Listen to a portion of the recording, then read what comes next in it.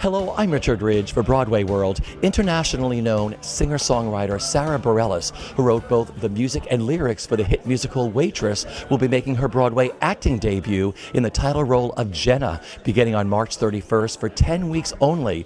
Joining her is Will Swenson and Chris Diamantopoulos, and we caught up with all of them here at the Knickerbocker Hotel just days before their first performance. I'm off the Richter scale at this point. I'm a week away from my first audience, and I'm giddy with anticipation and excitement, and I've been working really hard, and it's such a labor of love. This show, that's just what it showed up for in my life, and so it's really a passion project, and I just want to do it justice.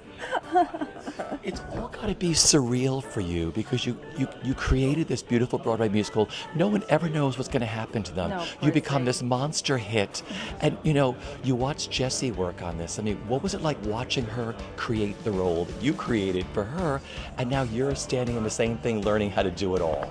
It's been an amazing journey to watch her. I say this about her a lot. It's like a master class every night. And then now getting to kind of try on her perspective has just been fascinating. I shadowed her the other night at the theater and was watching her go through her track backstage, and she's so gracious and sharing little tidbits. She's like, you're going to want to tape the mic here, and you're going to want to she's like, you'll find it if you like this, but I keep a wet nap in this pocket because your hand gets sticky when you touch it. It's like all these little tricks that she's discovered over the past 2 years of doing the show.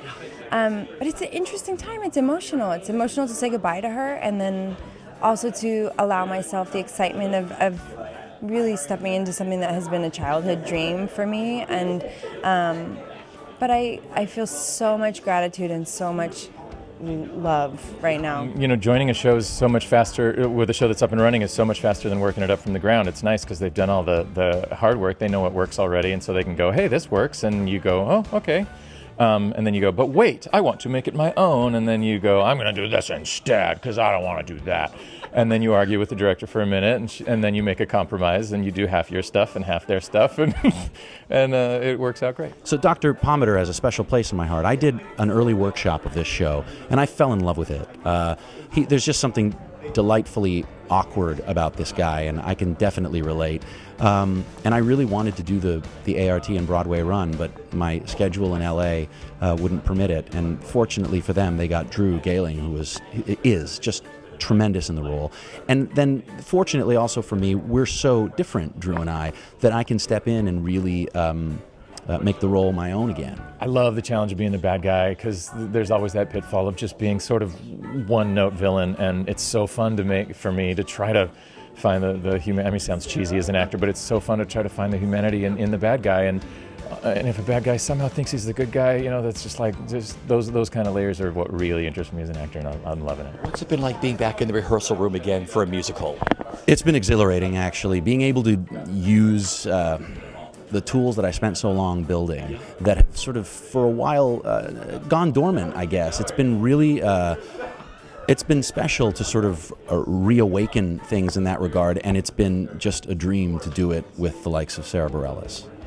What's it like rehearsing with her? I mean, look, I'm a fan from a long, long time ago, so it's quite surreal. She's really amazing to watch. It's amazing to watch her do something that's something that's in her comfort zone, like singing and performing. It's just I often forget to deliver lines because I'm just looking at her, mesmerized. Making mistakes like this will make worse. What was already pretty bad. I stopped running this time. We just let this thing go. It was a pretty good bad idea. Such a massive fan of hers, to the extent of being a stalker. I'm trying to not freak her out.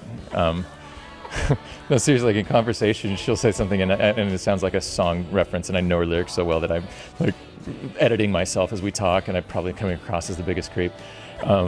But no, I'm a massive fan, and she's the nicest girl and super talented. She's going to blow people's minds with how great she is in this part. Yeah. I mean, what are you looking forward to that first performance on stage?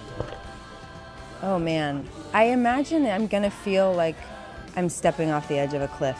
As that curtain comes up, I can just imagine I'm going to want to pee my pants a little bit. Hopefully, I can just contain that.